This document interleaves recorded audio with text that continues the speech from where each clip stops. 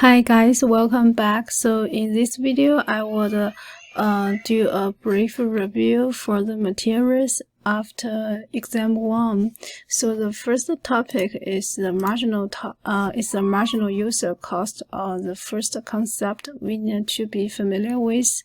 Remember, in the dynamic efficiency problem, we talk about the marginal user cost so much. It is the present value of foregone future opportunity at the margin. Or we can say it is the cost of an additional unit of future consumption foregone due to an additional unit consumed now. So it is the difference between price and marginal extraction cost. According to the dynamic efficiency, the present value of marginal user cost is constant over time. But just keep in mind, we are talking about the present value of marginal user cost is constant over time. But the reality is that we have discount rate, so that means the marginal user cost is increasing at a constant rate, and the constant rate is just our discount rate, or we can say the interest rate. So we can use this equation to get the rate of interest. MUC dot is the marginal user cost in the second period. MUC is the marginal user cost in current period. And then we talk about the non-renewable resources. So here we have three conditions. First, the product is non-renewable, and then there is no substitute for this non-renewable product. And the third one is that the marginal extraction cost is constant over time. So I would start from the second graph to analyze this problem. So because the total marginal cost is the sum of marginal extraction cost and marginal user cost. And because the marginal extraction cost is constant over time, marginal user cost, as we mentioned here, is increasing over time. So that means the total marginal cost is also increasing over time for this non-renewable resource. Because the total marginal cost is increasing over time, that means the price of this product is also increasing over time. Then according to the relationship between price and quantity demanded, when the price is increasing over time, then the quantity demanded would decrease. So here we get the relationship between quantity consumed and the time. The quantity consumed would decrease over time according to the increasing marginal user cost. And this slide just explain those two graphs again, the relationship between quantity consumed and time. Finding a renewable substitute. So according to those two graphs, we need to keep in mind we need to find a renewable resource. We cannot let the total marginal cost increase until we cannot afford it. So we need to find a renewable substitute to consume. So an efficient allocation implies a smooth transition to a renewable substitute, to a renewable resource. The transition point to the renewable substitute is called the switch point.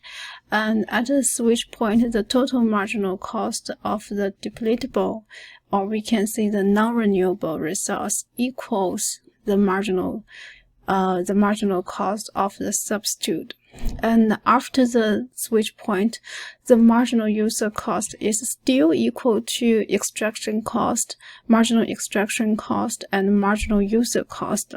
However, the marginal user cost would be constant for the renewable resource. Because there is no scarcity problem for the renewable resource, we don't need to make a choice to consume more today and consume less less tomorrow. So we don't need to do such dynamic efficiency problem. So the marginal user cost for renewable resource is constant over time. And then we get two different graphs. Here, the first one again represents the relationship between quantity consumed and the time, and the second one represents the marginal user cost and the time. So this point is the switch point. This point is our switch point. So before the switch point, we consume the non-renewable, or we consume the depletable resource. So the relationship is like this. The marginal user cost is increasing over time, and there is a difference between total marginal cost and the marginal extraction cost.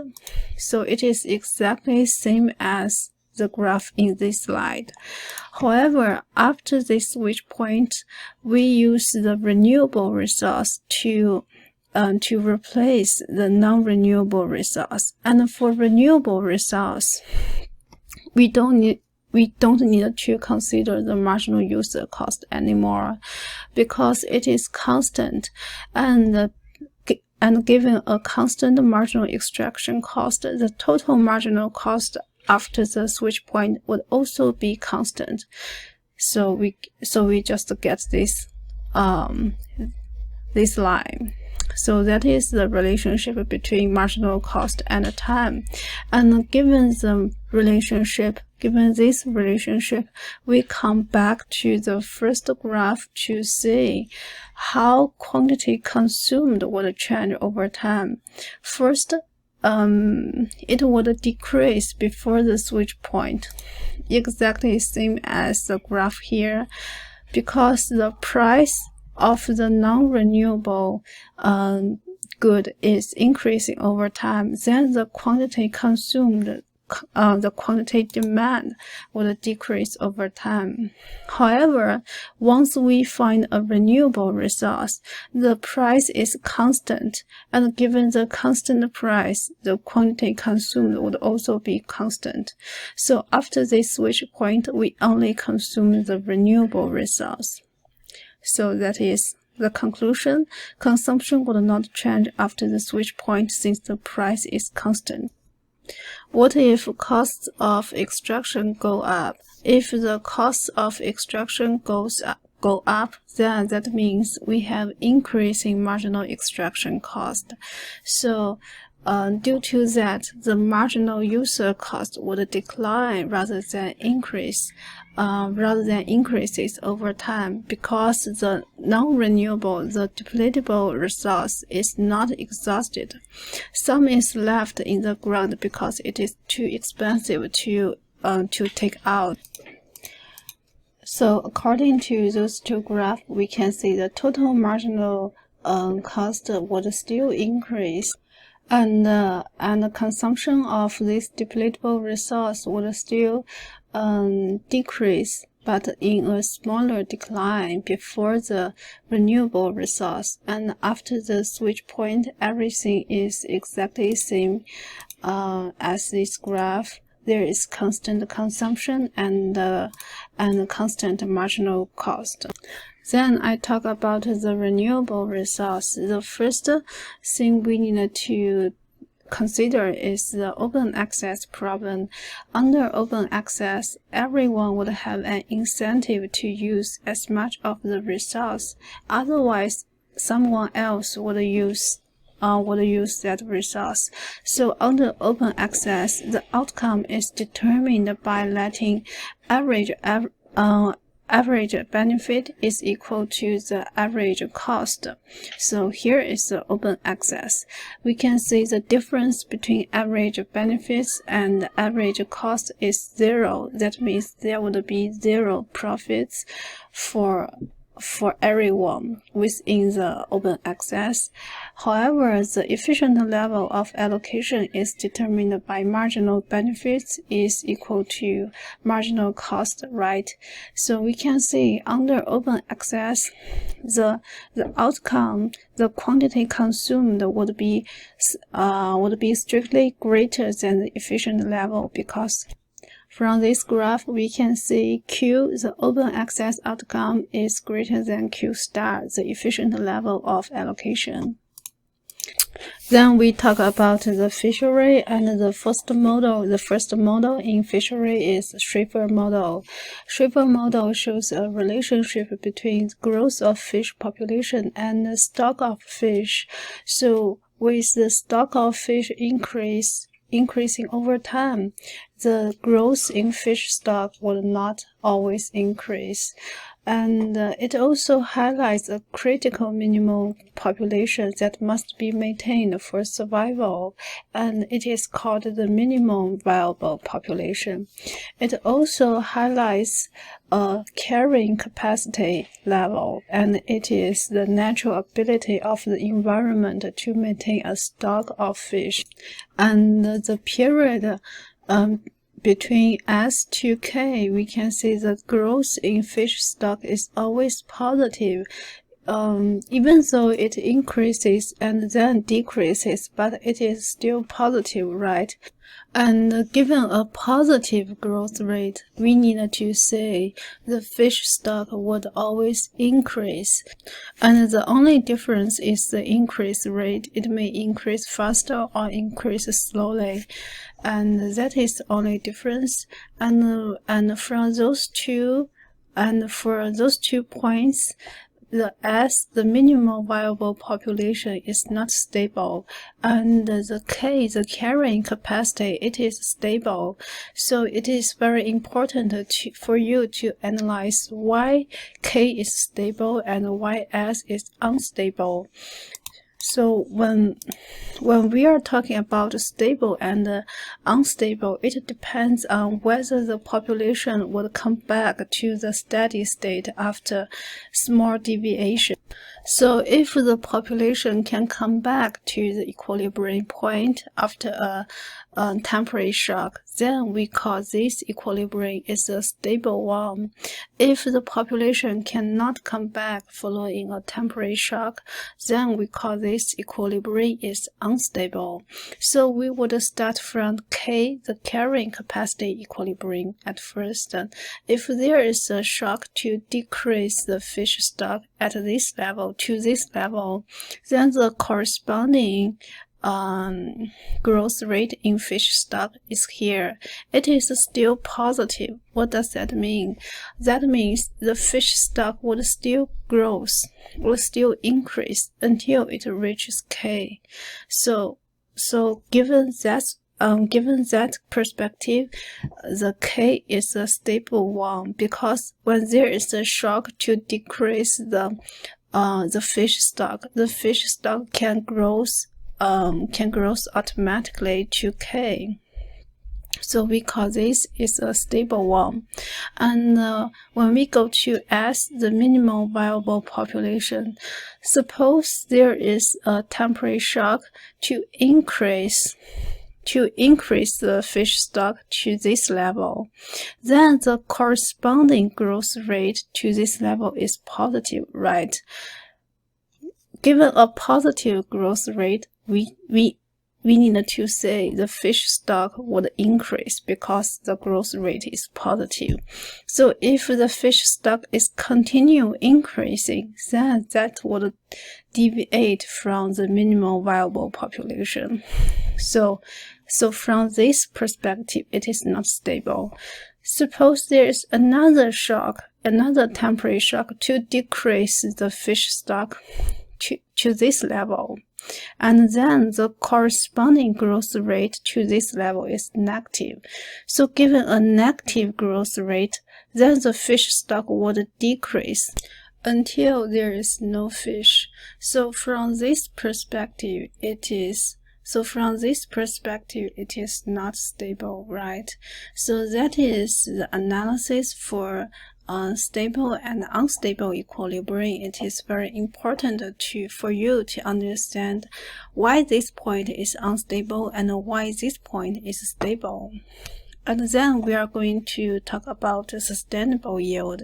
It is the cash rate equal to the growth rate. And because we say this curve represents the growth rate in one period, then that means any point on the growth rate represents a sustainable yield.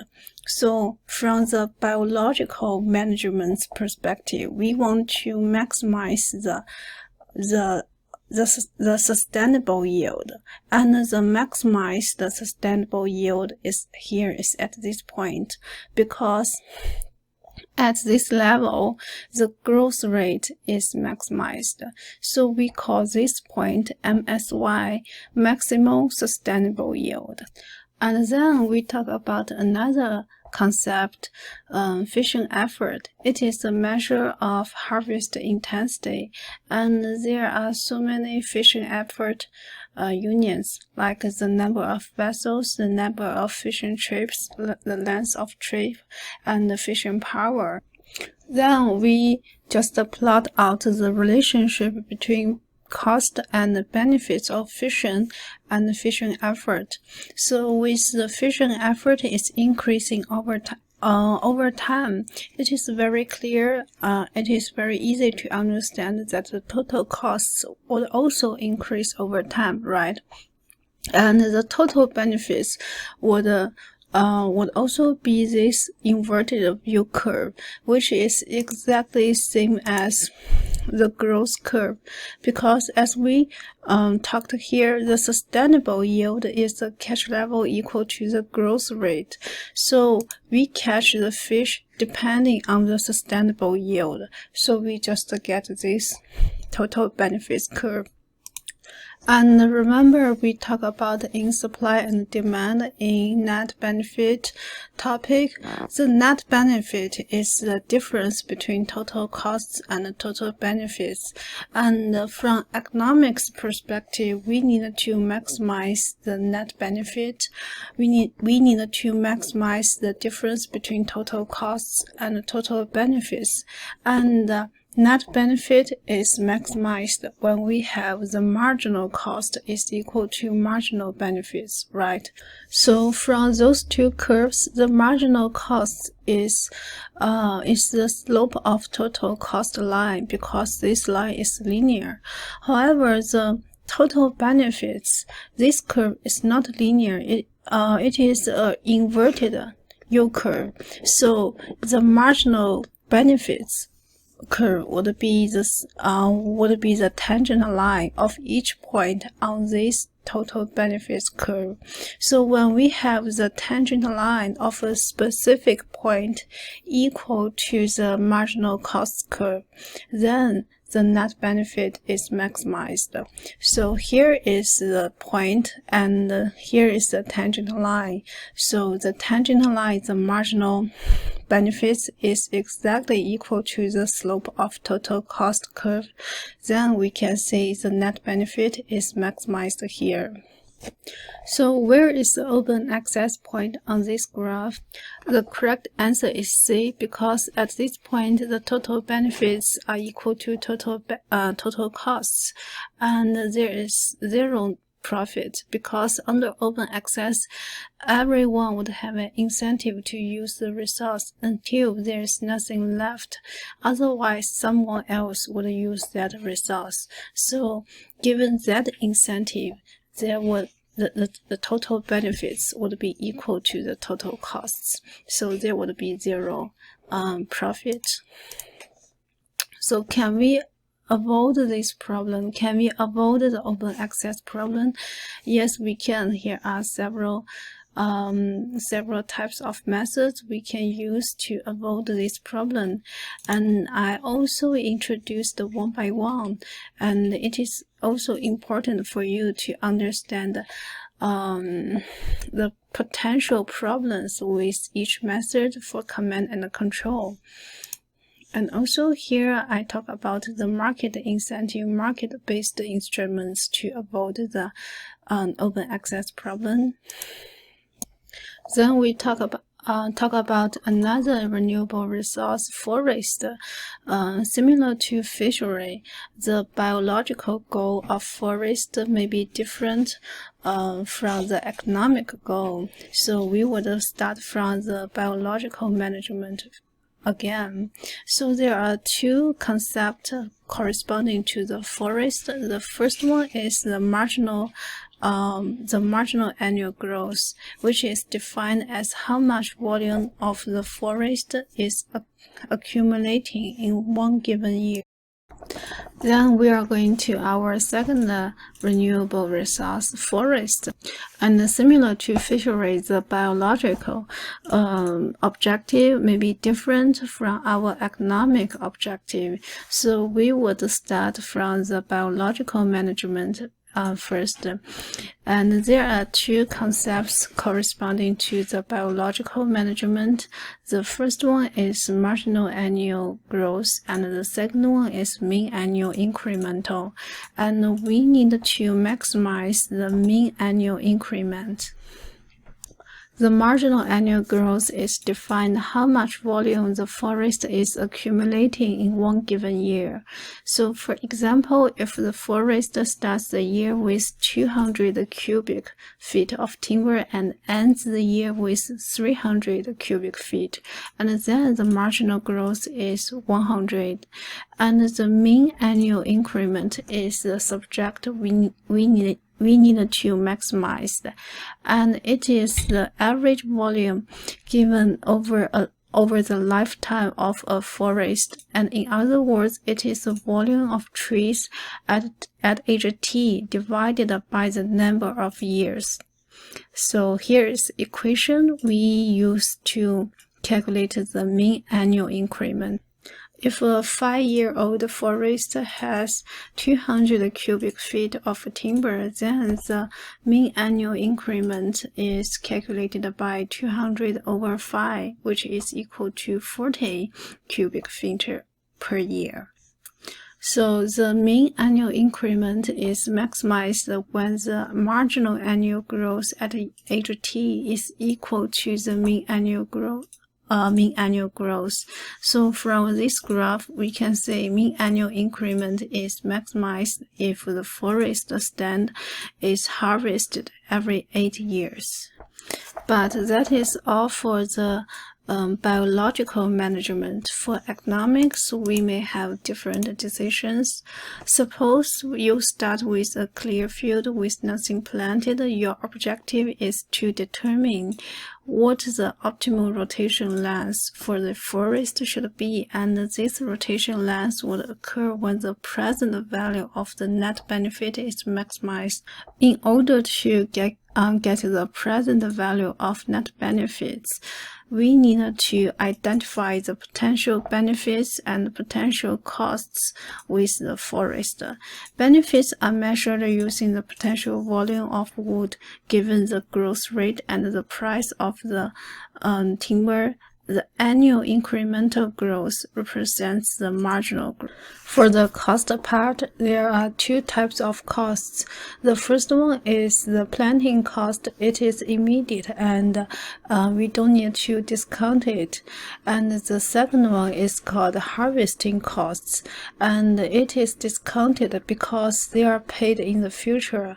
So we need to take all those information, the discount rate, the benefits, planting costs, harvesting costs into consideration when we do the economic decisions.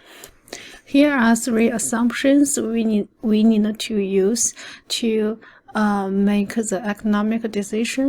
First, the price is constant. The marginal costs of harvesting are also constant.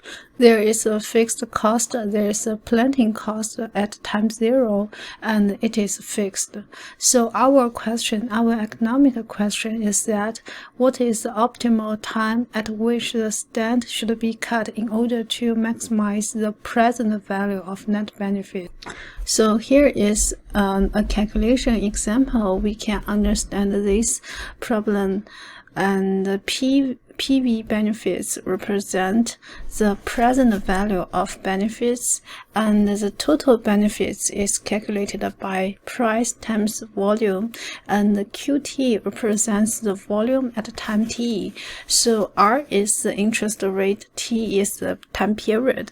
So the present value of costs include the fixed cost at the time 0 and the present value of harvest cost. So harvest cost happens in the future, so we need to discount the harvest cost. The present value of net benefits would be the difference of the present value of benefits and the present value of total costs.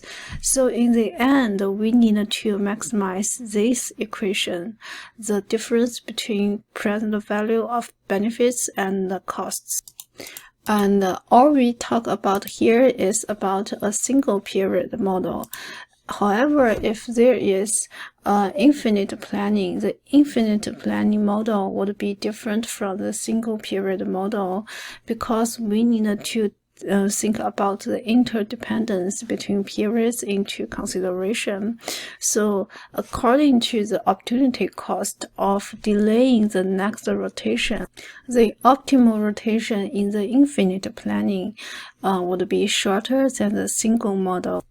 So here, this graph shows the rotation length for the infinite model, and the rotation length is much shorter than that we have in the single model. And just keep in mind, we need to maximize the net present benefits rather than the total volume of the timber, because we are analyzing the economic problem rather than the biological problem. And then we talk about some externalities in forestry that lead to the inefficiency, and here are several sources of the inefficiency. Poverty and debt. So from this slide, we only need to understand that there may be some positive feedback loops between poverty and deforestation, because in many developing countries, they need to cut down their forest, their trees to pay off their debt. And when they have less forests, less trees, in most cases, that means we have less money. So that is the positive feedback loops between poverty and deforestation.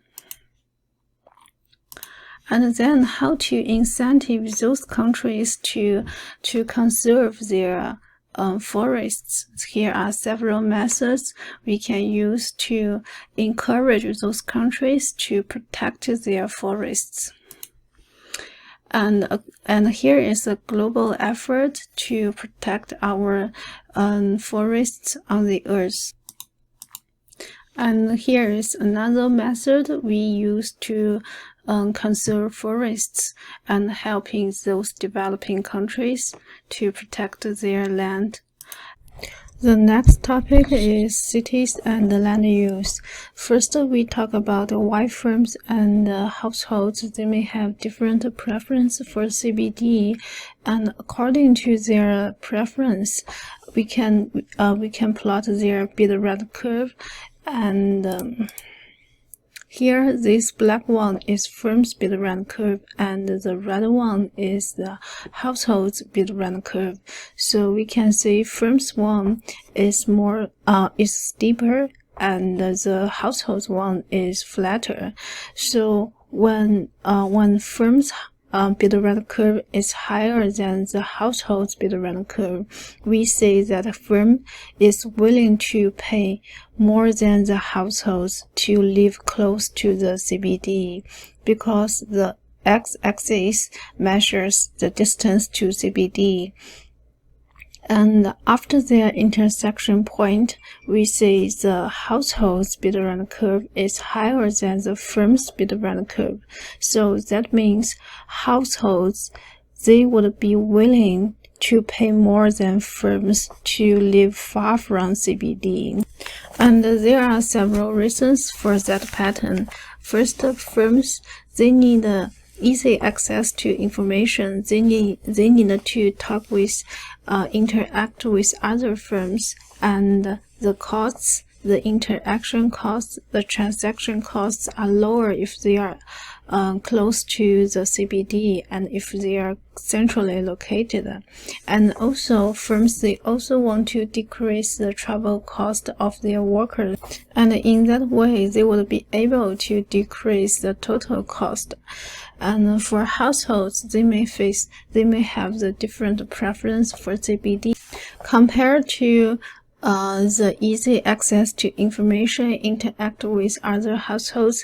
They may prefer to have larger lot sizes, and they are less dependent on immediate access to information and services, and they are willing to drive, they are willing to commute. So due to those reasons, we have different bid rent curves for firms and for households. And there are so many reasons can shift the bid rent curve. And in class, we talk about the highway. So before the highway, the intersection point is here.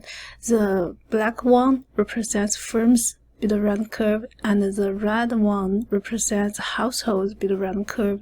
So they intersect at here. But after a highway, both bid rent curve become flatter, so the firms one becomes the yellow one and the household one becomes the green one, and their intersection just shifts to the right. Here is their new intersection term, and here is their old intersection.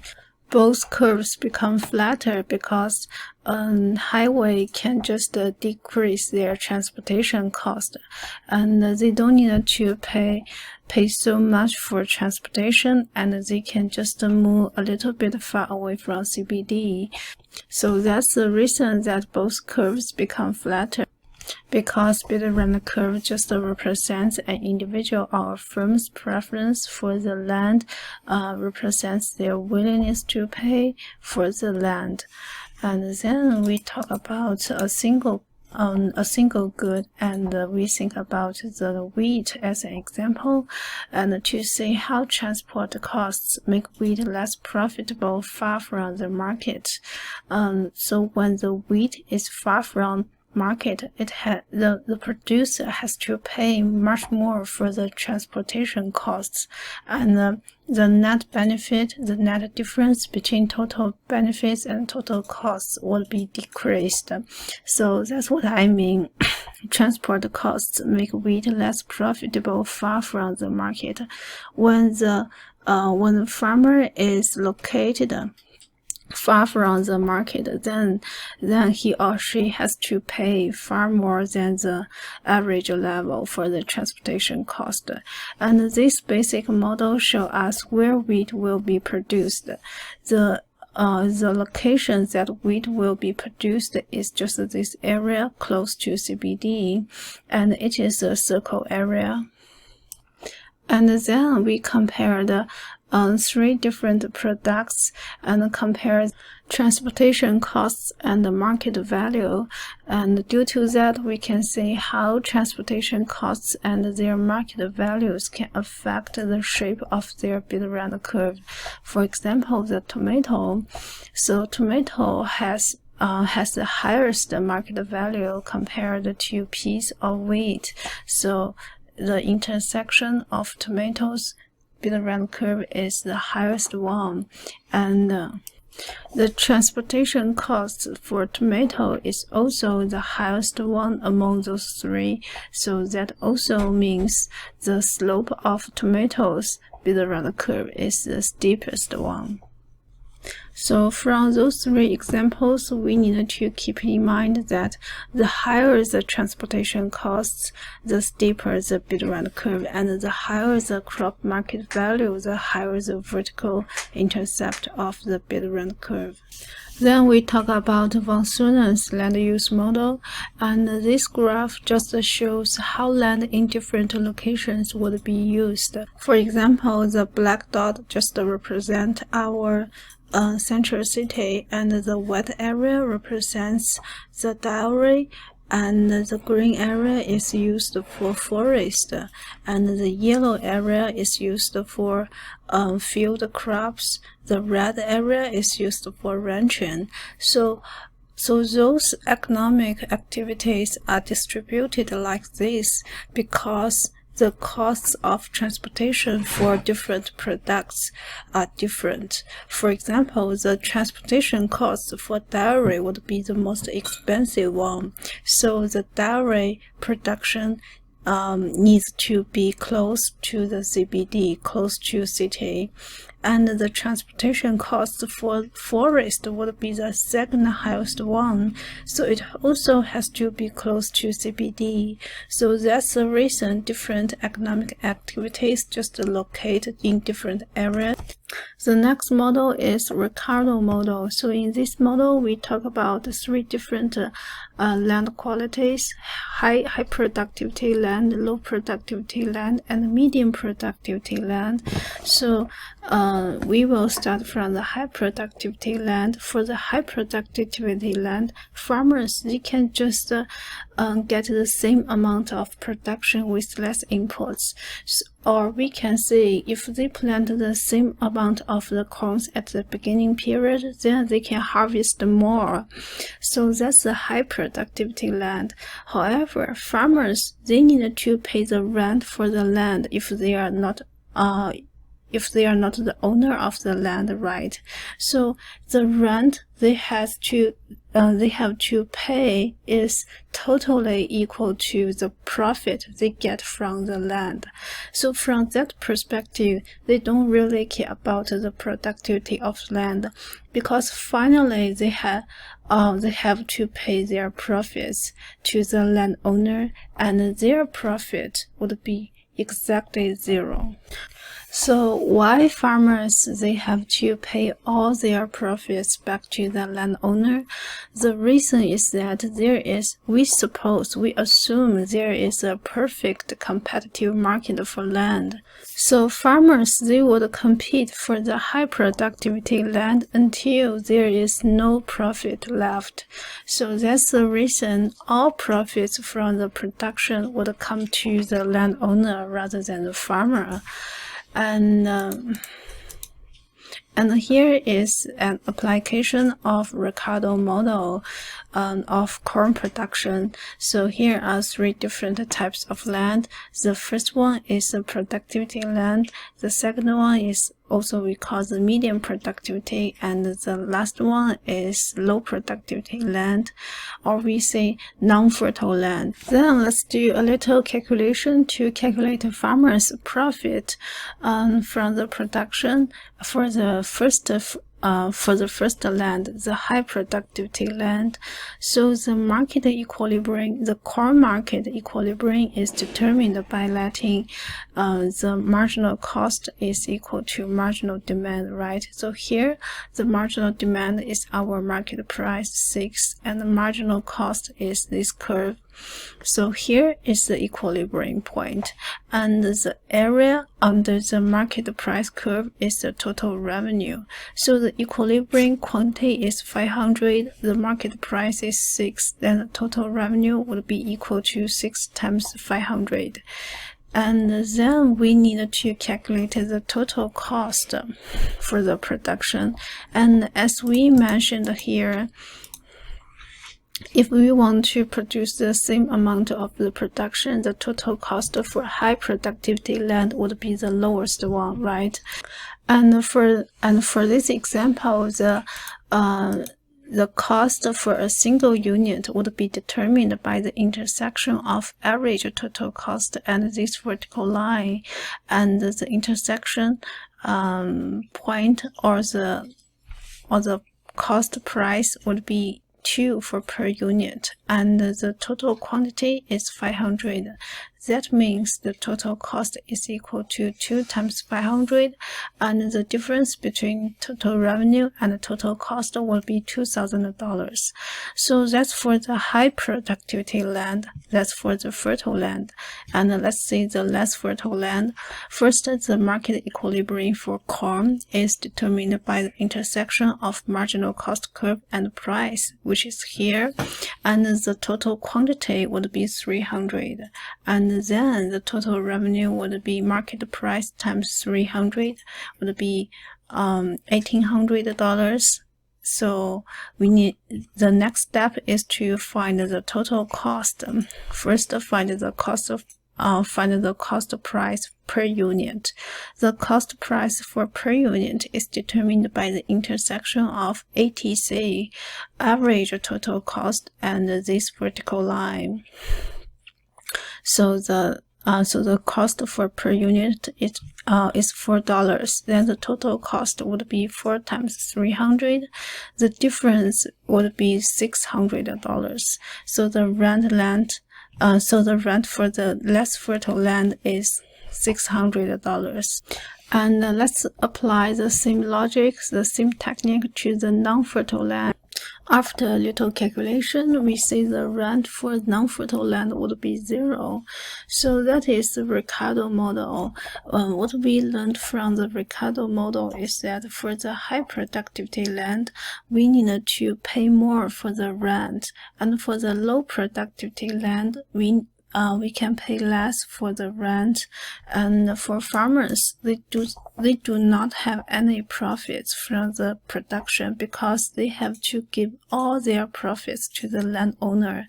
So actually, the productivity of land does not matter very much for them. So that is the specific case for Ricardo model.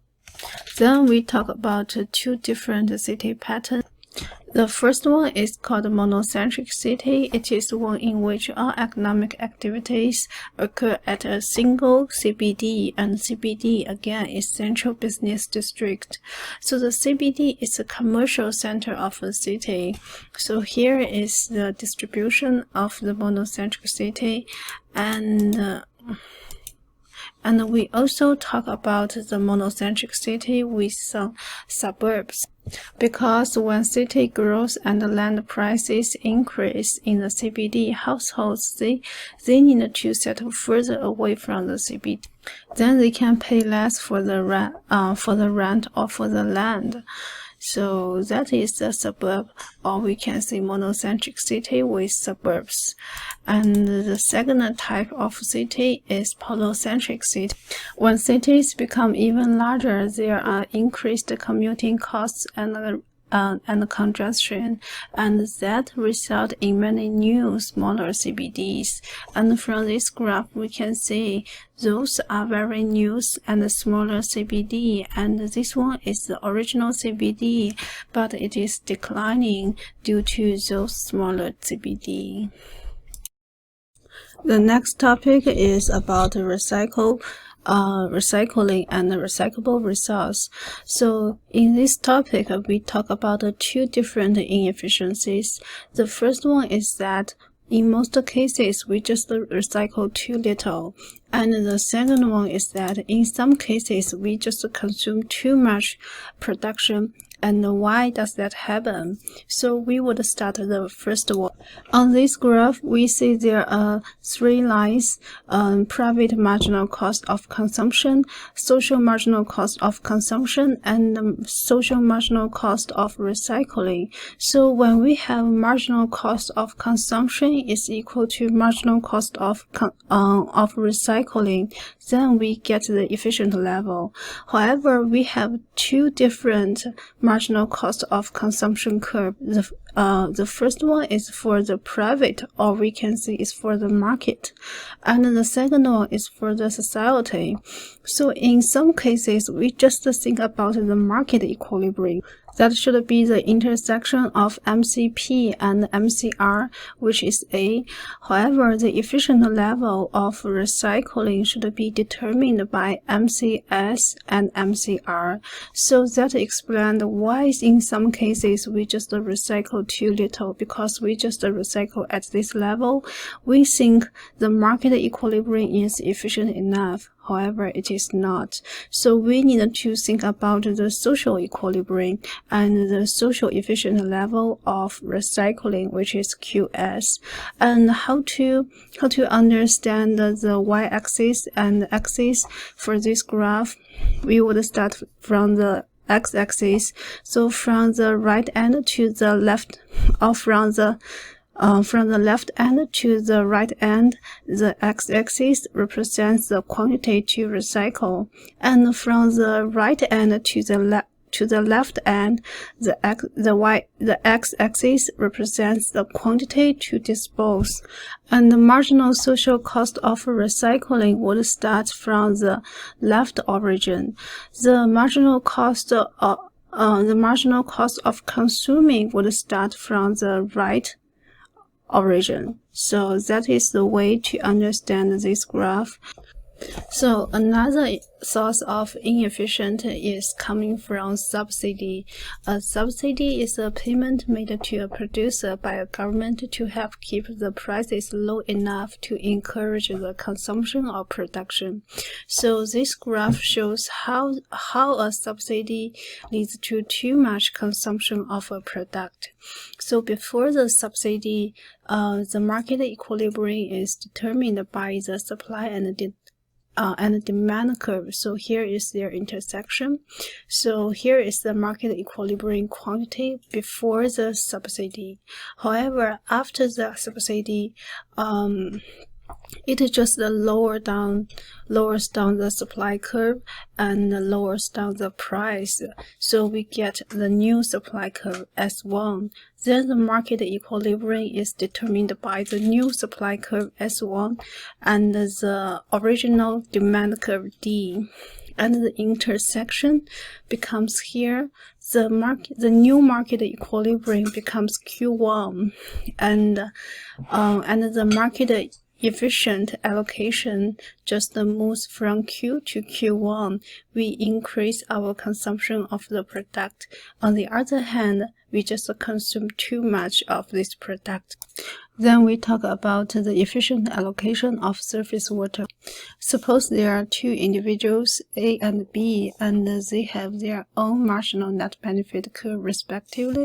From this graph, we can see there are A's marginal net benefit curve and B's marginal net benefit curve, and their aggregate marginal net benefit curve would be this dashed line. Why? Because in this case, we just regard the surface water as a private good. So when we are calculating the aggregate marginal net benefit curve for a private good, we need to sum everyone's demand for this good horizontally. Suppose the market price for the good is MNB0, then B would demand QB0, A would demand QA0. The total demand on the market in the market for this good should be QT0. QT0 is the sum of QA0 and QB0. So that is the aggregate marginal net benefit for a private good. And remember, when we talk about the aggregate marginal net benefit for a public good, we just sum every individual's demand curve vertically. Suppose at this level, A's willingness to pay for this public good is at this level, B's willingness to pay is at this level. Then we need to sum everyone's willingness to pay, which should be somewhere here, to get the aggregate marginal net benefit curve.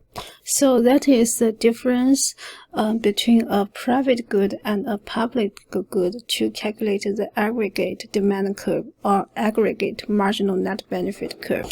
Again, in our example, we just regard the surface water as a private good, and for a private good, we just assume there is a competitive market. We cannot decide the price of a product.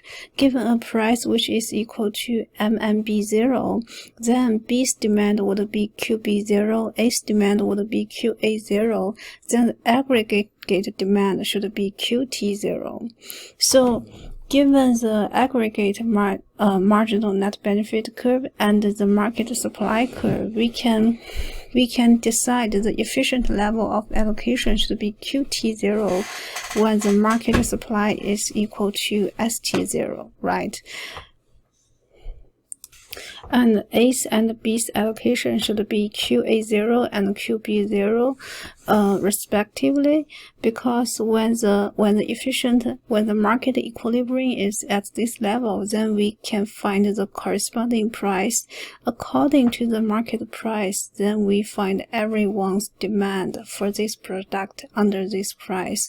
So that is the demand for A and B when the supply is equal to ST0. And when the supply is equal to ST1, A's demand curve would rise above the B's demand curve, which means A is willing to pay more for the surface water than B when the supply is equal to ST1. So in this case, B would receive nothing and A would receive all of the water at this price, MNB1. So that is the case for different water supply level. And another important thing we need to pay attention here is that we are talking about a private good, and the aggregated demand curve would be different from what we talk about in a public good case. Then we talk about 4 different ways to decide the water price, and for most countries and areas, they just use a combination of those 4 methods to determine the final price of the water or determine the household's bill for the water. And I think that's all for the recyclable resource and water. Next topic would be climate change. And first, we need to understand why climate change is so difficult for us to overcome. And there are so many reasons for that. For example, greenhouse gases, they are just perfectly mixed, and it is very hard for us to identify a single source of that. And also, since it is a global pollution, it is a global problem, so it requires global agreements to regulate the greenhouse gases. However, it is very hard to reach a global agreement for that.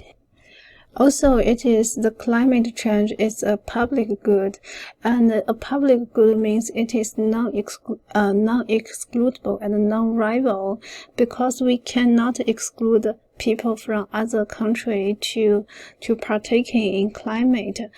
So it is very hard for us to price the quality of the climate or the consumption of climate.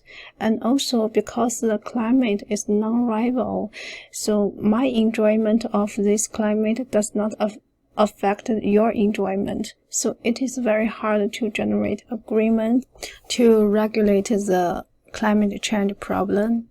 And remember, we talk about other pollution problems in pollution regulation section. We use the marginal damage cost and marginal abatement cost to decide the efficient level of regulation or the efficient level of pollution. So can we apply the same technique to decide the efficient level of greenhouse gas pollution? So the answer is no, we cannot use the same way to solve the climate change problem. There are several reasons for that. First, as I talked before, it is a public good, it is non-rival and non-excludable, so it is very hard for us to decide the exact level of consumption or exact price of this climate. And then it is not a flow of emissions, it is a stock it is the stock pollution problem. It is not the flow of emissions per period, but the total accumulation of greenhouse gases that leads to the damages.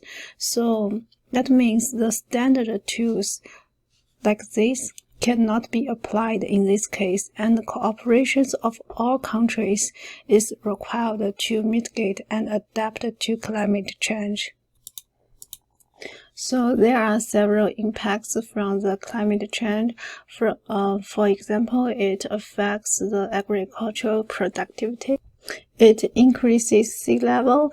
It is harmful for human health, and it also causes the urban heat island problem. And there are several ways we can do for the climate change. For example, mitigation or adaptation. Mitigation is any attempt to prevent, slow, or alter the impacts of climate change.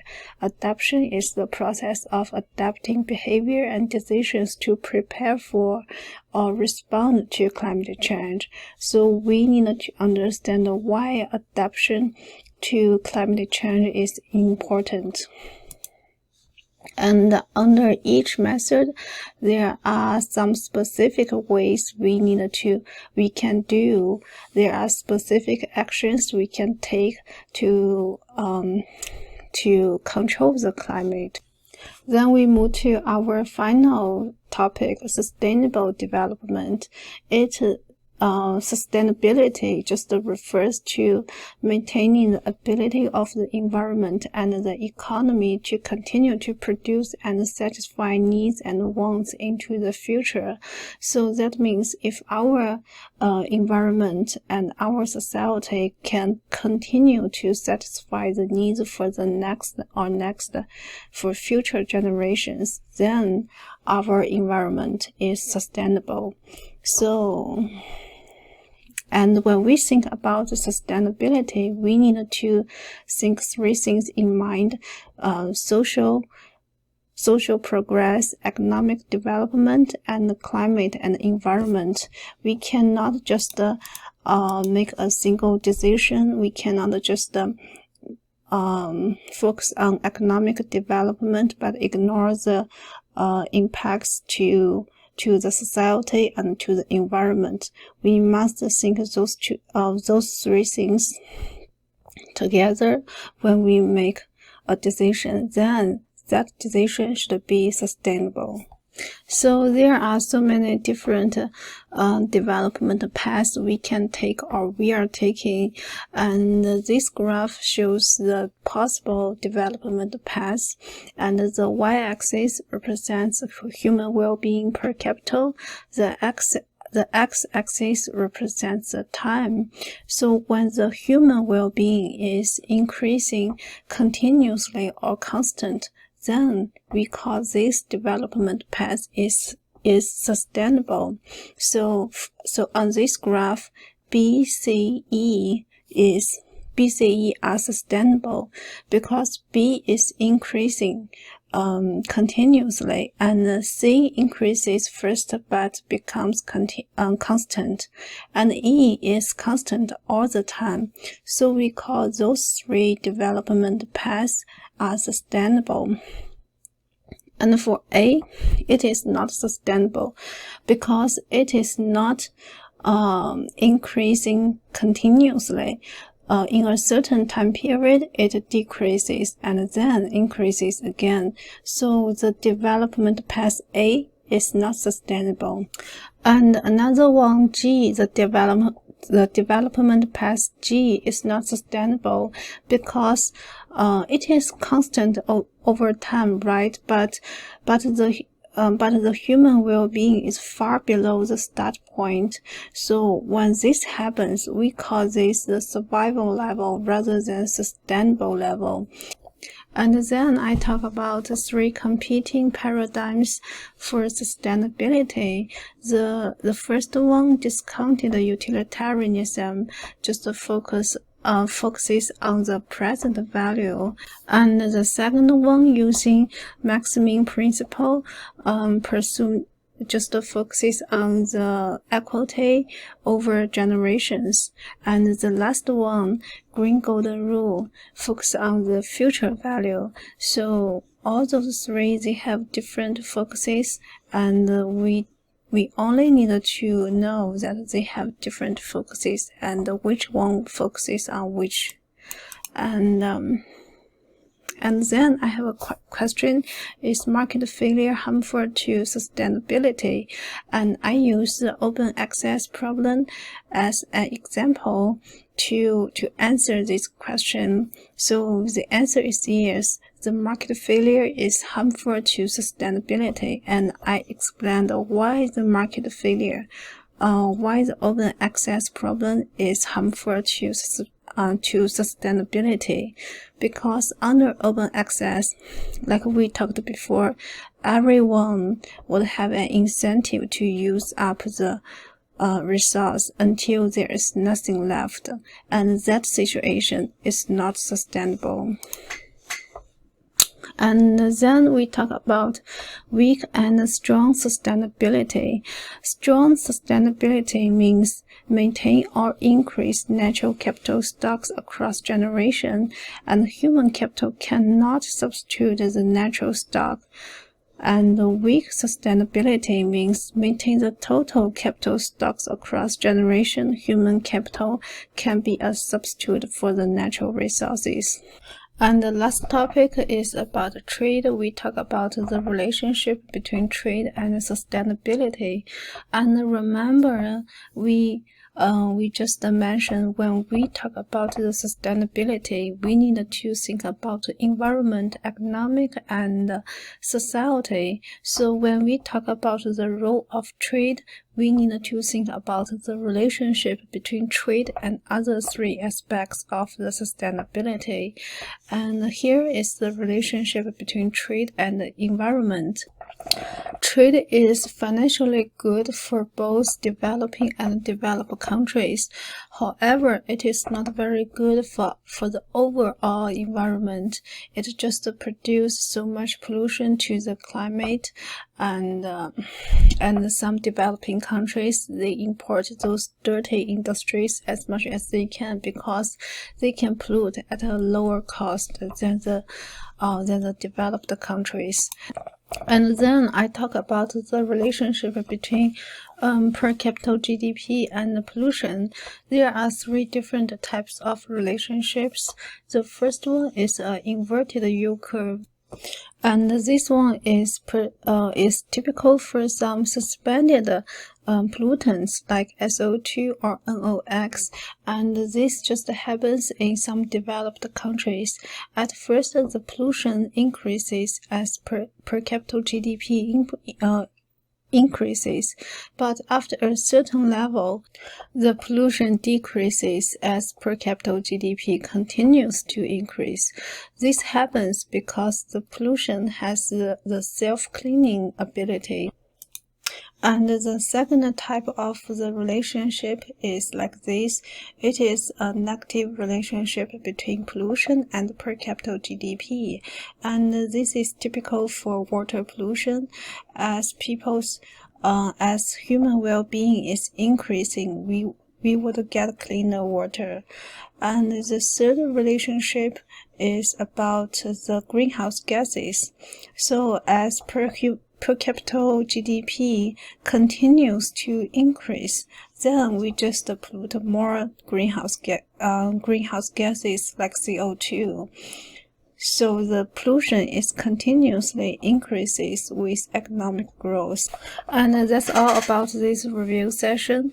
And let me know if you have any questions about the exam or your assignment.